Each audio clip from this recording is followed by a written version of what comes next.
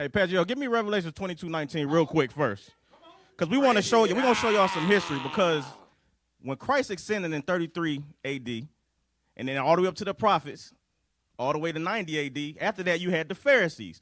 So we looking on the TV right now, you see Yavin. That's where all the Pharisees went to. But read that scripture first. The book of Revelation, chapter 22, verse 19. And if any man shall take away from the words of the book of this prophecy, God shall take away his part out of the book of life. So what we got to understand is this. During that time period, Christ and the prophets was reading the Septuagint. We understand that, right? And I'm going to tell y'all real history. The Septuagint was gathered by Jews for Jews, okay? Now, that sounds funny because 70 of them was gathered. Seemed like King James did the same thing, right? Now, get that real quick. Go down to the Rabbah. Read that real quick. There you go. Rabbinic Judaism.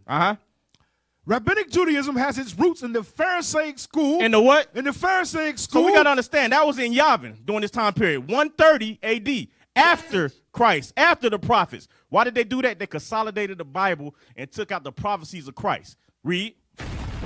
Rabbinic Judaism has its roots in the Pharisaic school of Second Temple Judaism, and is based on the belief that Moses at Mount Sinai received both the written Torah and the oral Torah. So we know that's a lie, but watch this. Now go to the next book. Watch this. Go down and say the Septuagint had long. Read that.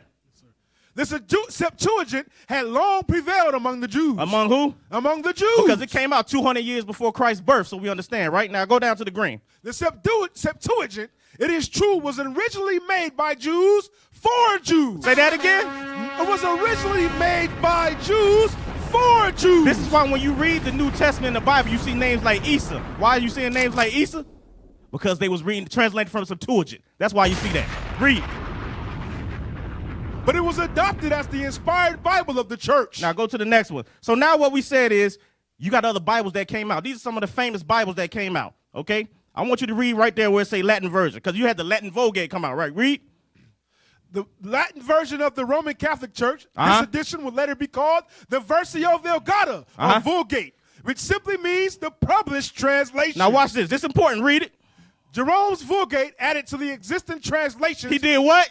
Jerome's Vulgate added to the existing translations. You're not supposed to add to nothing in the scriptures. Understand that, read. Another version to compete for acceptance. Y'all see that? So that Bible cancels itself out. Go to the next one real quick. Go to the Wycliffe, because everybody love the Wycliffe Bible. Read it. Little the patient Wycliffe, now with renewed energy, answered the young budding theologian with enthusiasm and joy. Now watch this. Little did. That. Okay. Little did Wycliffe know the influence he would have on biblical and theological studies. Read. His Bible was the first ever translated into English. Now watch this. Even though it was a translation from the Latin Vulgate. So that cancels that out because it was added to the scriptures. Remember that on the Latin Vulgate? So that cancels that Bible out. Go to the next one. Now, what do we have is here right now is the Apocrypha, right? Now I want to show y'all something. Just start the English Bible. Read that. All the way at the bottom. Yes, the English Bible. The English Bible translator, Miles Coverdale, collected the Apocrypha from among the Old Testament. How do we know that's true? You got 1st Ezra, 2nd Ezra, and Nehemiah. That all is before Chronicles. All of that. John 10:22, the Feast of Dedication, confirms everything. So we came from the Old Testament. He's the one that put it in the middle. Read it. And placed them in between the Old Testament and New Testament in his 1535. That's why it's so easy to take it out. That's why people don't understand that the Apocrypha are those hidden books that was already amongst there. Now, go to the next thing. So what I wanted to say was this.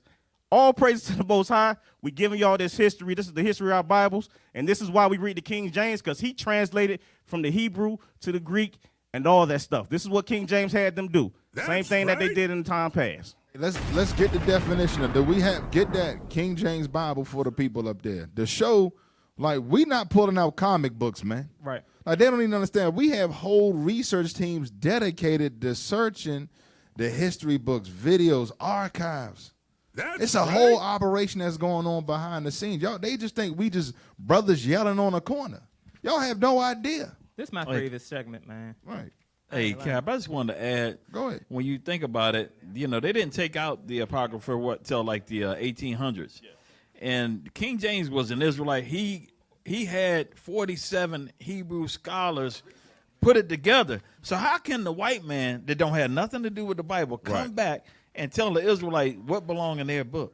Exactly. And then you got these apologists that's going to jump out there and try to give them credit or try to act like they got, you know what I mean? Like they know what they talking about. What? More than what King James and the original Israelites of that time Exactly. knew what they were talking about, man. That's crazy. Hell no. Why they do that? Because you covered that in Micah 2:1 where they oppress a man, even his house, and a man and his heritage. Before you get that, give me Sirach 17 and 11 real quick.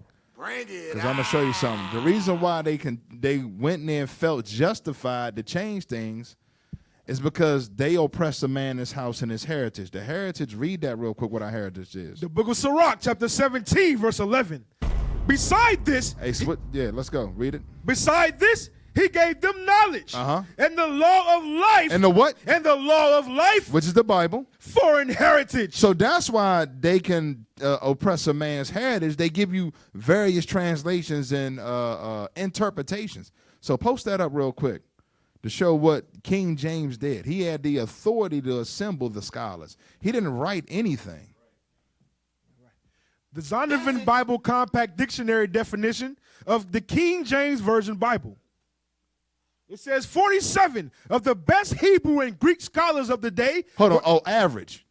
Of the best Hebrew and Greek scholars of the day were divided into 6 groups. 3 for the Old Testament, 2 for the New, and 1 for the Apocrypha. 2 of the groups met at Oxford, 2 at Cambridge, and 2 at Westminster. Right. So look, those are your best universities till this day. If you pick up Apocrypha now, it's still published out of the Cambridge Press. Right. What are we talking about here, man? Listen, you apologists, y'all don't know the scriptures, man. What is a nation? Nation is family. Nation is community. Nation is men leading by example. Nation is women's support. Nation is children with role models.